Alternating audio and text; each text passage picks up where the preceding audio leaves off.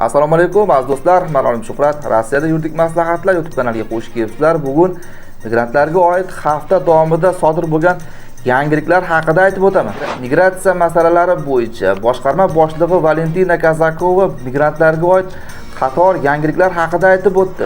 Rossiya prezidenti O'zbekiston bilan migratsiya sohasida kelishuvga erishganini aytdi. Rossiyada ko'chalarda va do'konlarda xorijiy so'zlarga cheklov qo'yiladi. Internet tarmoqlarida ko'pchiliklaringiz bilasizlar, Ruskiy община degan mana shu Telegram yurituvchilari bor. Ko'plab muhojirlar bu yerda arzimagan qo'ygan xatolarni bular ko'pirtirib chiqarishadi va hokazo. Mana shu guruh rahbarlariga migrantlarga patent olishda tushadigan Rossiya tarixi haqida savol berildi. 30-iyundan Rossiyaga kirishdagi yangi tartiblar kuchga kiradi. Ana endi yangiliklar bilan tanishing do'stlar. Rossiyada migratsiya masalalari bo'yicha boshqarma boshlig'i Valentina Kazakova 2025-yil 10-sentyabrgacha noqonuniy migrantlar hujjatlarini to'g'rilab olishlari va 2025-yil 1-sentyabrdan Moskva hududida qog'ozli registratsiya kerak bo'lmasligi, migrantlar ilova orqali registratsiya qilishlari asosiysi shular. Bir necha migrantlarga oid masalalarga to'xtalib o'tdi. Bundan eng kutilayotgani mana shu 1-sentyabrdan boshlab Moskva va Moskovskiy oblastida qog'ozli registratsiyadan voz kechiladi. Mobilniy telefon orqali migrantlar o'zlari yashab turgan manzil bo'yicha ro'yxatdan o'tishlari mumkin bo'ladi. Bu ham bo'lsa, yaqinda mana shu Rossiya prezidenti o'sha migratsiya siyosatida raqamli texnologiyaga o'tishga talablar qo'ygandan keyin mana kuzatyapmiz. Yaqin orada o'ylaymiz, butun Rossiya bo'ylab mana shu raqamli texnologiya rivojlanadi. Qog'ozvozlik va hujjatvozliklardan yaqin kelajakda voz kechiladi. Rossiya prezidenti O'zbekiston bilan migratsiya sohasida kelishuvga erishganini aytib o'tdi. Rossiya va O'zbekiston endi migratsiya masalalarida yaqindan hamkorlik qiladi. Bu juda zarur, chunki Rossiyada mehnat bozori hozirgi paytda qiyinchiliklarni boshdan kechiryapti. Chunki hozir ikkala tomondan ham ish bilan bog'liq vaziyat qiyin. O'ylaymanki, yaqin kelajakda mana shu Rossiya bilan O'zbekiston o'rtasida migratsiya siyosatida ham katta o'zgarishlar bo'ladi. O'zbekistondan kirib kelayotgan yoki Rossiyada ishlab yurgan mehnat muhojirlari O'zbekistonga ketishda, O'zbekistondan Rossiya kirib kelishda avvaldan tayyorlanib, bu yerda vatandoshlarimizni qiynab kelayotgan mana shu ayniqsa hujjatvozliklar, shulardan yaqin kelajakda voz kechiladi. Katta navbatlar, yana qo'shimcha qilib aytadigan bo'lsam, ko'pchiligimizni mana shu qiynab kelayotgan ayniqsa hujjat masalalari yaqin orada o'ylashimcha bartaraf qilinadi. Mehnat muhojirlarimiz bu yerda ishdan qochmaydi. Halol mehnat qilishdan hech qachon tolishmaydi. Aksincha vatandoshlarimiz mana shu hujjat masalalari, til bilmasliklari oqibatida o'zlari bilmay mana shu hujjat rasmiylashtirishdagi yoki katta navbatlar orqali ziq bo'lib qolishgan holatlari juda ko'p kuzatamiz. Shuning uchun o'ylashimcha yaqin orada mana shu hujjat masalalari va shunga o'xshash migrantlarning og'riqli bo'lgan masalalari yaqin kelajakda bartaraf qilinadi. 2025-yil 30-iyundan boshlab Rossiyaga kirishdagi yangi tartiblar to'liq kuchga kiradi. Shu munosabat bilan Gosusluga portalidan rasmiy videorolik tayyorlandi.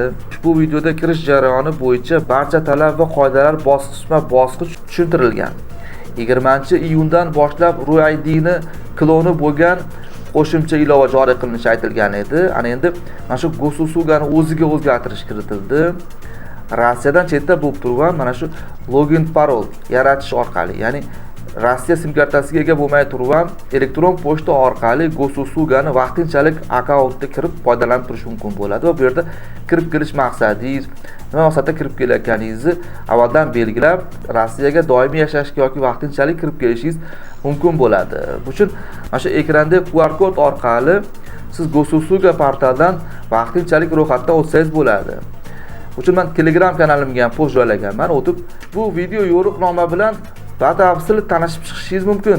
Rossiyada xorijiy so'zlarga cheklov kiritiladi. Bu uchun yangi taklif kiritildi. Ya'ni yangi qonun kuchga kirgandan keyin so'z va atamalardan foydalanishda davom etish mumkin, faqat rus tilidagi so'zlardan.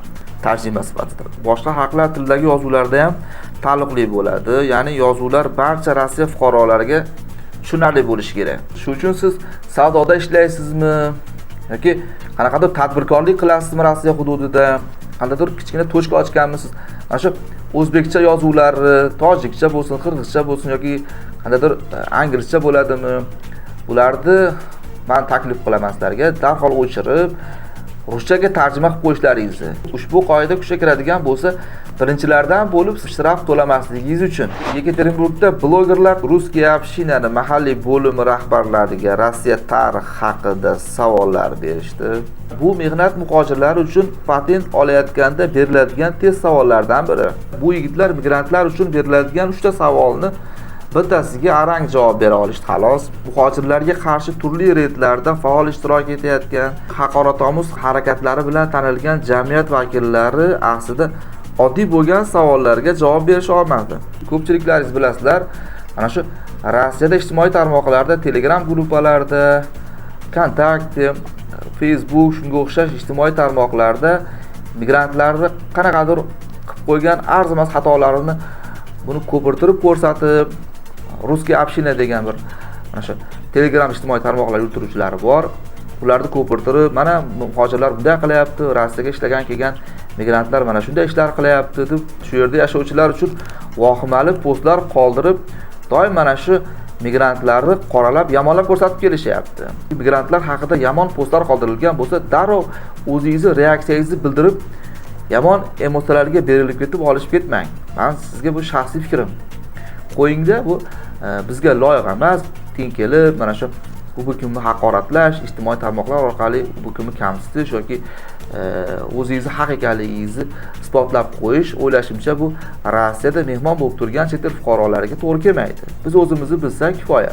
Do'stlar, sizlarga tayyorlagan yangiliklarimiz shulardan iborat edi.